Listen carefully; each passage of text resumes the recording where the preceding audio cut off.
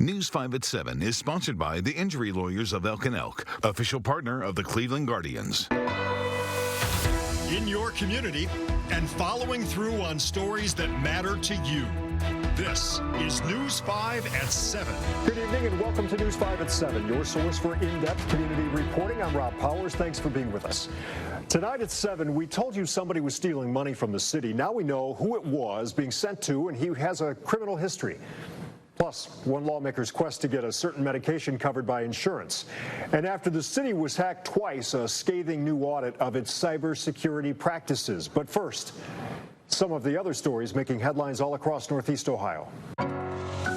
Another change in city leadership in East Cleveland after a month of confusion. An appeals court ruled City Council President Lateek Shabazz is the city's rightful mayor.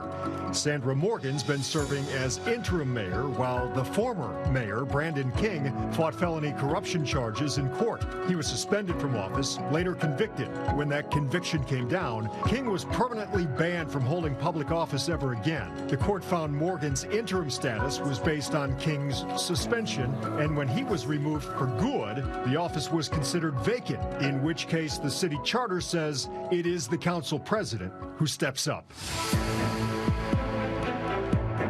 Metro Parks police arrested a man in connection with a deadly shooting at Euclid Beach earlier this month. One man was killed, a teen was injured. Police say Christopher Manning pulled the trigger. He's now charged with murder.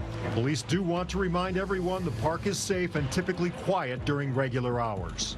During darkness, you have people that are there, mainly 18 to 25 years of age, that shouldn't be there. You add alcohol, and it's just a recipe for disaster. The Metro Parks police chief says they will be adding new security, things like extra cameras and license plate readers. The 988 National Suicide and Crisis Lifeline no longer has a designated line for LGBTQ+ youth support. Before today, anybody who called 988 would have the option of then pressing 3 to reach a counselor trained in supporting the LGBTQ+ community under the age of 25. It was one of two options for connecting with a counselor who has that specialized training.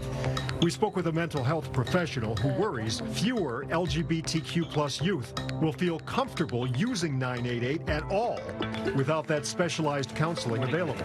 We just can't know exactly the level of experience or comfortability or level of acceptance that youth can expect from the crisis counselor on the other side of the phone. The other option to receive a counselor with specialized training is for veterans. That service is still available for anyone who calls 911, then presses 1. Here's our top story at 7. We've uncovered new details showing just how many times the city paid a man who investigators say took hundreds of thousands of dollars from the city with no record he did any work. It's a story the News 5 investigators broke Tuesday and continue to expose new details today. It's extremely bold to think you can get away with this. City records show 429 different payments totaling nearly $700,000 were paid out, and News 5 investigator Scott Knoll discovered even more shocking details in what appears to be a massive theft from the city. News 5 at 11 is sponsored by Ken Ganley Kia. I want to see ya at a Ken Ganley Kia. In your community and following through on stories that matter to you. This is News 5 at 11. Thanks for being with us. I'm Rob Powers. There's a new mayor in East Cleveland again. I think I was the right person for this position. I've been the right person for a long time. After more than a month of legal wrangling, today the Court of Appeals said the city's council president is the rightful mayor of the embattled city, but this is something that goes back years. You should never, ever in your position have had a personal interest in companies that your government was dealing with.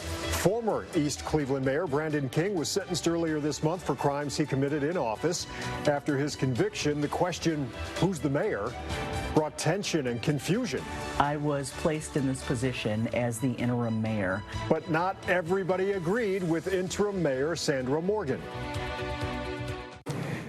After Morgan was appointed mayor, Council President Lateek Shabazz disagreed, saying he was the rightful mayor. This back and forth is something News 5's Remy Murray has been following closely. Remy was there again today when Shabazz took office.